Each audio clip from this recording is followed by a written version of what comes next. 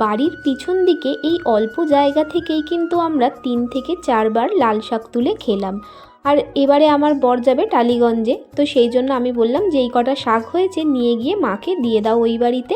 আর তার সাথে জানো তো একটা করলা গাছ উঠেছে, মানে ওই উচ্ছে গাছ, তো তাতে এই 3টেই হয়েছিল, সেটাও দিয়ে দিলাম। তারপরে বর তো ওইদিকে চলে গেছে আর আমি মেয়েকে স্নান করিয়ে দিয়ে বললাম তুমি তোমার স্কুলের হোমওয়ার্কগুলো কমপ্লিট করো। আর আমি কিন্তু দেখো ঘরের কাজ করতে করতে ঘেমে গেছি দেখো। আচ্ছা, আমার মতন কি তোমরা এরকম ঘেমে যাও? কারা কারা এরকম গরমেতে ঘেমে যাও অবশ্যই কমেন্টে জানিও। আর এই ঘাম থেকে কি বাঁচার কোনো উপায় আছে? যা থাকলে আমায় বলো।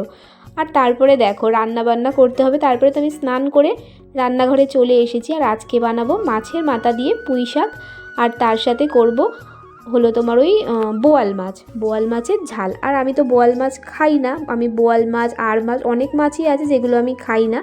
তো যাই হোক, দেখো সবার প্রথমে আমি তো করব পুঁই শাক দিয়ে মাছের মাথা দিয়ে। তো তার জন্য তো মাছের মাথাগুলোকে ভেজে নিলাম, আর তারপরে যেইভাবে আর কি করে পুঁই শাক, তো সেইভাবেই পুঁই শাকটা আমি রান্না করব। আর বোয়াল মাছ তো আমি খাবো না, তাই আমি আজ পুঁই শাক দিয়েই শুধু ভাত খাবো।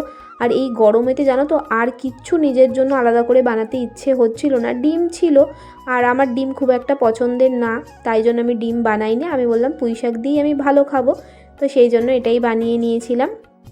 আর আমার বর তো বললাম আগেই যে টালিগঞ্জে গেছে, তো ও আসবে, তারপরে সবাই মিলে একসাথে খাওয়া দাওয়া করব। আর এদিকে দেখো বলতে বলতে কিন্তু আমি বোয়াল মাছটা ভালো করে ধুয়ে নুন হলুদ মাখিয়ে নিয়েছি। আর এই বোয়াল মাছটা জানো তো আমার পিসি শাশুড়ি পাঠিয়েছে, যেহেতু আমি তো খাই না, তাই আমার বরের আর মেয়ের জন্য কাঁচা মাছ পাঠিয়ে দিয়েছিল। আর এই দিকে জানো তো আমি রান্না করতে করতে কিন্তু আমার বর চলেও এসেছিল বাড়িতে, আর ও কিন্তু খুব তাড়াতাড়িই চলে এসেছিল, খুব একটা টাইম ওইখানে থাকেনি টালিগঞ্জের বাড়িতে। তো ও আসার পরে ও আবার ঠাকুর দিয়ে দিল, বলল তোমার যেহেতু এদিকে রান্না করতে দেরি হচ্ছে তাহলে আমি ঠাকুরটা দিয়ে দিই। তো ওদিকে ঠাকুর দিয়ে দিয়েছিল। আর এদিকে কিন্তু আমি, যেহেতু আমি তো খাবো না আর আমার মেয়েও এই ঝোল ঝাল খাবে না, ও শুধু মাছটাই খাবে, তাই কিন্তু একদম ঝাল ঝাল করে শুকনো লঙ্কা বেটে মাছটা করেছিলাম। আর আমার বর না ঝাল খেতে ভীষণ পছন্দ করে, তাই একটু বেশি ঝাল দিয়েই করেছিলাম। আর তারপরে জানো তো এখন গরমকাল, খাওয়া দাওয়া করার পরে কিন্তু সমস্ত রান্নাবান্না কিন্তু ঝুড়ি দিয়ে ঢাকা দিয়ে রেখেছি যাতে নষ্ট না হয়ে যায়।